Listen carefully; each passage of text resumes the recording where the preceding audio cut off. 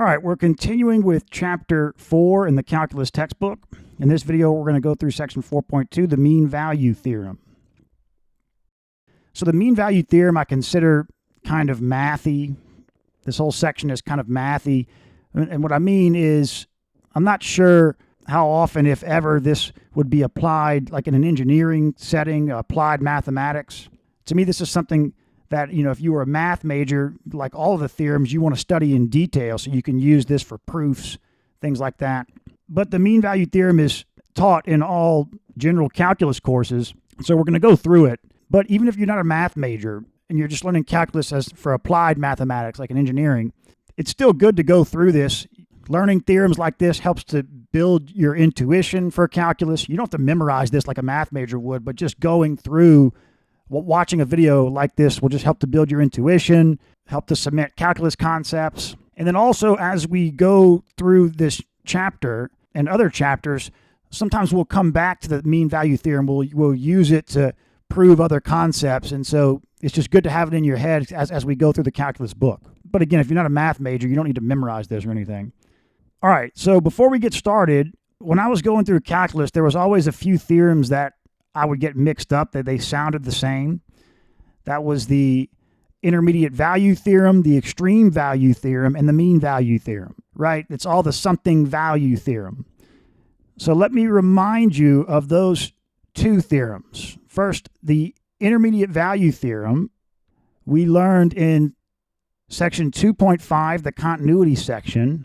And what it said was that suppose that f is continuous on the closed interval AB, and let n be any number between f of a and f of b, where f of a is not equal to f of b, then there exists a number c in AB such that f of c is equal to n.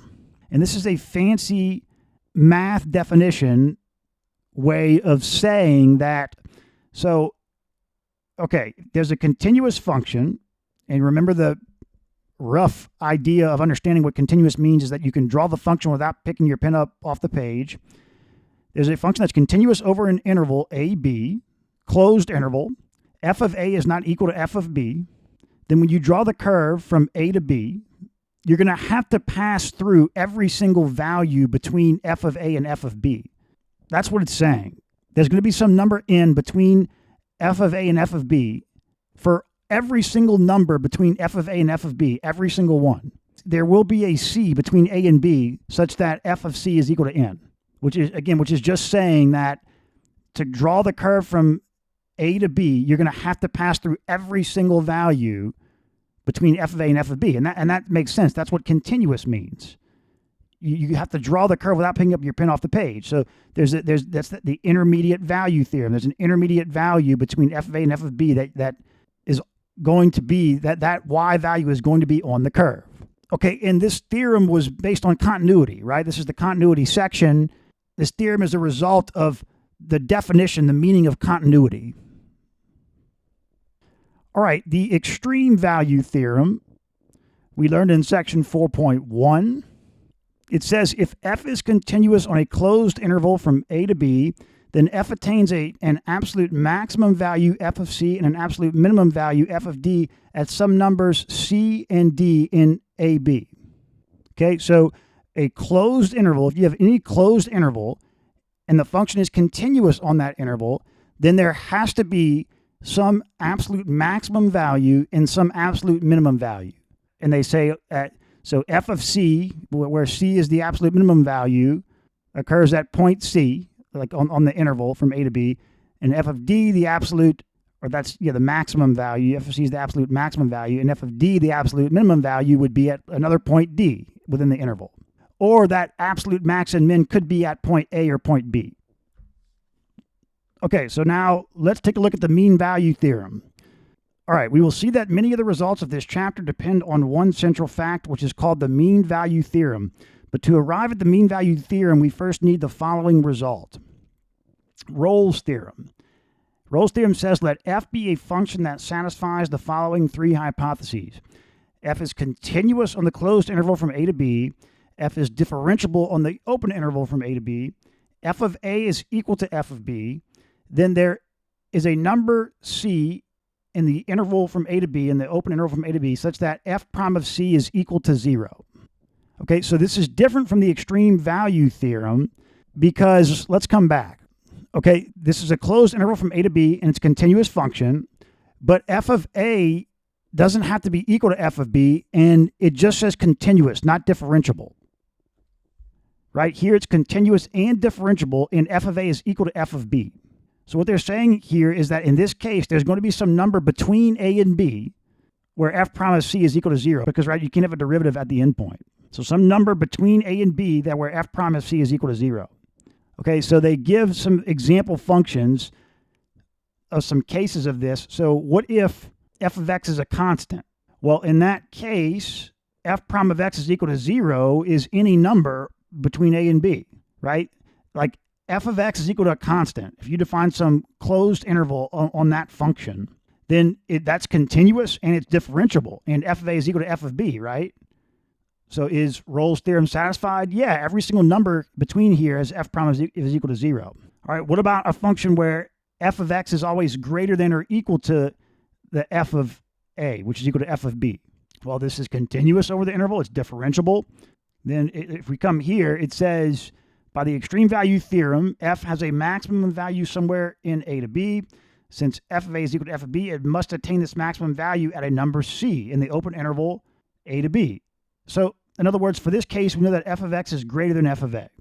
F of x is greater than f of A for the open interval A to B, right? F of x is obviously not greater than f of A at A or B, but f of x is greater than f of A on the open interval from A to B, so between A and B. Well, in that case, then we know that we're going to go up. We have to start off by going up, for sure. But then we're eventually going to have to come back down to get back to f of B. Now, we could do this. But then number 2 wouldn't be satisfied. It's not differentiable. They're saying it's continuous and differentiable. So if it's continuous and differentiable, there's going to have to be a point where f prime is equal to 0. Okay, last case, f of x is less than f of A for some x in A to B. Okay, so here it was f of x is greater than f of A for all x.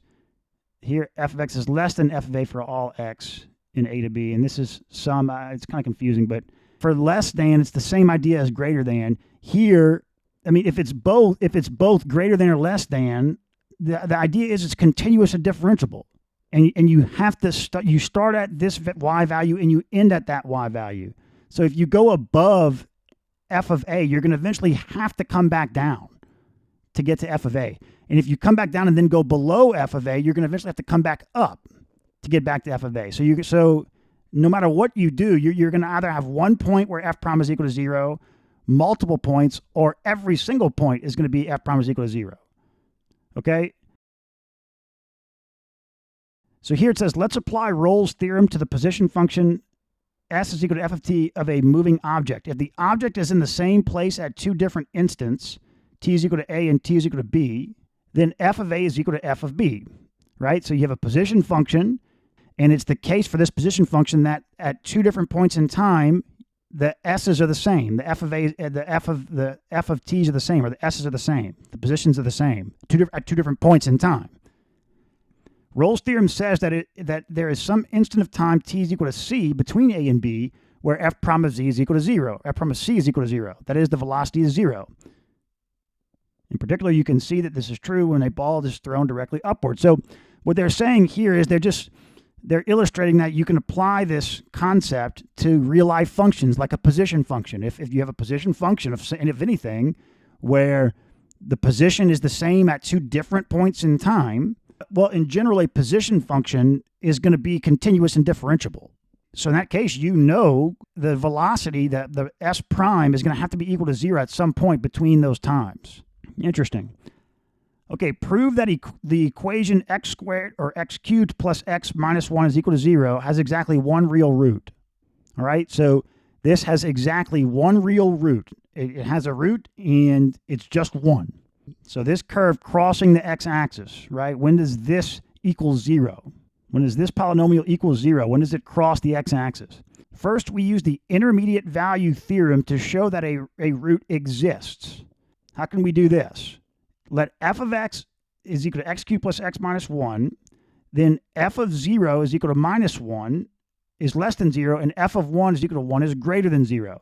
Yeah, so you just need to show that the function, that this function has a value that's less than 0, a y value that's less than 0, and a y value that's greater than 0. And since it's continuous, then the intermediate value theorem says that there has to be a value where f of the f of x is equal to 0.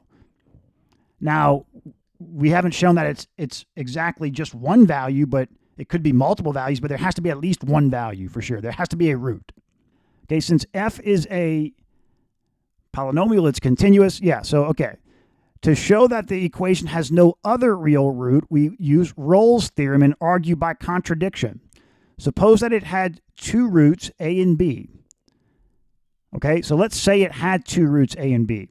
Then f of a is equal to 0 is equal to f of b, right? You'd have two y values at different points, a and b, not the same point, at two different points that are the same, equal to 0. And since f is a polynomial, it's differentiable and continuous on the interval from a to b. So what would happen is you would get to the root at a, continue, and then you'd come back to another root. And they're saying, but because it's a polynomial, it's differentiable and continuous on that interval from a to b. Thus, by Rolle's theorem, there is a number c between a and b such that f prime of c is equal to 0, right? That must be true if this is the case. But f prime of x, if you take f prime of x of the original functions, 3x squared plus 1, that's greater than or equal to 1. There is no point where it's 0. So that can't be the case that there's two roots or more. Okay, so now the mean value theorem that says the main use of Rolle's theorem is improving the mean value theorem. So what is the mean value theorem? Let f be a function that satisfies the following hypothesis. So f is continuous on the closed interval a to b, f is differentiable on the open interval from a to b. Then there is a number c in the interval from a to b such that f prime of c is equal to f of b minus f of a over b minus a. Or equivalently, and they just rearrange this, right? F of b minus f of a is equal to f prime of c times b minus a. So what this is saying is that if you have an interval from a to b, the function is continuous and differentiable on that interval, and you take you find the slope of the line between f of a and f of b. So let's look here, right? Here's a function that's continuous and differentiable from a to b. You can find the slope of a line between a and b, right? We can find a line if we have 2 points. That's one of the requirements, or that's one of the basic amount of information you need to define a line is 2 points. You can have a slope and a point, or you can have 2 points. Well, we've got 2 points, so you can find the slope of the line between those 2 points. Well, the mean value theorem is saying that if the function is continuous and differentiable between those 2 points, then there has to be a point between a and b where the slope of the tangent line at that point is equal to the slope of the secant line.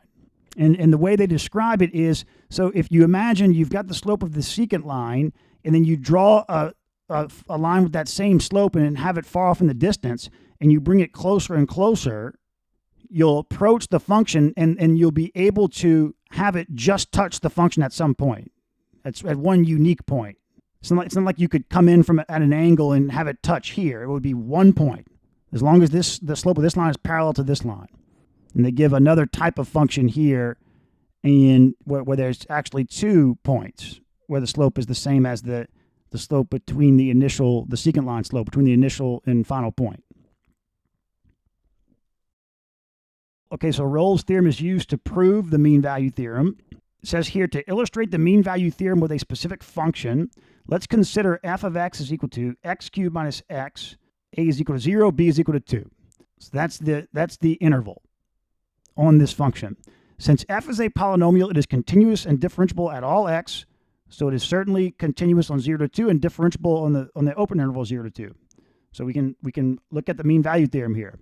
Therefore, by the mean value theorem, there's a number c in 0 to 2 such that, and all they're doing is they just applied the mean value theorem, this form here, right?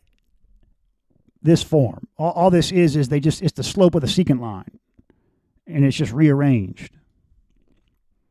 So here's the secant line, f of 2 minus f of 0 is equal to, well, like what you would do is you'd say f of 2 minus f of 0, y2 minus y1 over x2 minus x1, 2 minus 0 is equal to f prime of c. We don't know c, right? We're trying to find c. Okay, f of 2 is equal to 6, f of 0 is equal to 0, and f prime of x is equal to this. So this equation becomes 6 is equal to, and you just put f prime of c instead of f prime of x.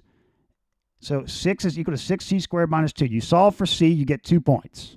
But c must lie between 0 and 2, so it's just 1 point. C is equal to 2 over root 3. So there you go. If you drew the tangent line on this function at x is equal to 2 over root 3, it would be parallel to the tangent line between f of 0 and f of 2. And they show it here. Yeah, here's from 0 to 2. Here's the secant line. And here's that tangent line. Okay, here's another example. If an object moves in a straight line with position function s is equal to f of t, then the average velocity between t is equal to a and t is equal to b is this. And the velocity at t is equal to c is f prime of c. Thus, the mean value theorem tells us that at some time t is equal to c between a and b, the instantaneous velocity f prime of c is equal to the average velocity. For instance, if a car traveled 180 kilometers in 2 hours, then the speedometer must have read 90 kilometers per hour at least once. In general, the mean value theorem can be interpreted as saying that there is a number at which the instantaneous rate of change is equal to the average rate of change over an interval. Okay, so what it's saying here, it's a way of looking at what the mean value theorem means. The slope of the secant line, that's the average rate of change over the interval. Right? So if you have a position function and you start at position 1 and end at position 2, you divide that change in position by the time, or that time over that interval. That's the average rate of change, right? No matter what position you went to between those times, you just take the final position minus the initial position divided by the change in time. Well, what the mean value theorem is saying is that at some point in time between A and B, the instantaneous velocity had to be equal to the average velocity. That must be the case. But you can look at any function that way, not just a position function. The average rate of change of a function between 2 points, if that function is continuous and differentiable over the interval between those points, the instantaneous rate of change of the function must be equal to that average rate of change at least at 1 point. Okay, the main significance of the mean value theorem is that it enables us to obtain information about a function from information about its derivative. So here's an example. It says that suppose that f of 0 is equal to minus 3 and f prime of x is less than or equal to 5 for all values of x. How large can f of 2 possibly be? Right? So we can look at an interval in a function. If we know something about its derivative, then we can understand how that function behaves within that interval, assuming that it's differentiable and continuous within that interval. We are given that f is differentiable and therefore continuous everywhere. So, okay, we're going to apply the mean value theorem on the interval 0 to 2. There exists a number c such that f of 2 minus f of 0 is equal to f prime of c times 2 minus 0. So f of 2 is equal to minus 3 plus 2 times f prime of c. That's what f of 2 must be. But we are given that f prime of x is less than or equal to 5 for all x. So in particular, we know that f prime of c is less than or equal to 5. Multiplying both sides of this inequality by 2, we have 2 times f prime of c is less than or equal to 10. So f of 2 is less than or equal to minus 3 plus 10 is equal to 7. So f of 2 must be less than or equal to 7. The largest possible value for f of 2 is 7. Interesting. The mean value theorem can be used to establish some of the basic facts of differential calculus. One of these basic facts is the following theorem. Others will be found in the following sections. So if f prime of x is equal to 0 for all x in an interval on a to b, then f is constant on a to b, right? So if you have a straight horizontal line on an interval, in that case, the function is constant on that interval, and also f prime of x is equal to 0 for all points on that interval, right? Let's say if it wasn't continuous, then it wouldn't be constant on the interval.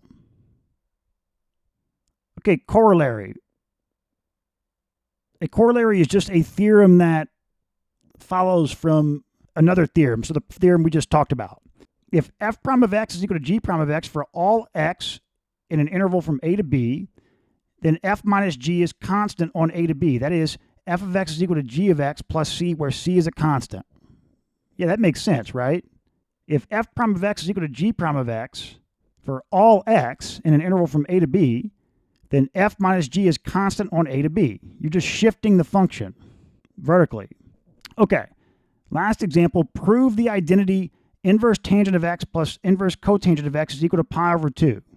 Okay, so if f of x is equal to inverse tangent of x plus inverse cotangent of x, then f prime of x, and here's the derivative of inverse tangent and inverse cotangent, and it's equal to 0 for all values of x. Therefore, f of x is equal to c is a constant.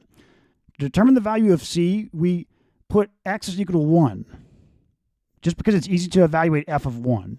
We can determine it exactly. We can put any x, though, right? Because this is true for all x. Then c is equal to f of 1, and you plug that in, and that's equal to pi over 2. Thus, inverse tangent of x plus inverse cotangent of x is equal to pi over 2. Interesting. Okay, so again, we're not going to work any example problems from this section. We're going to go ahead and move on to section 4.3.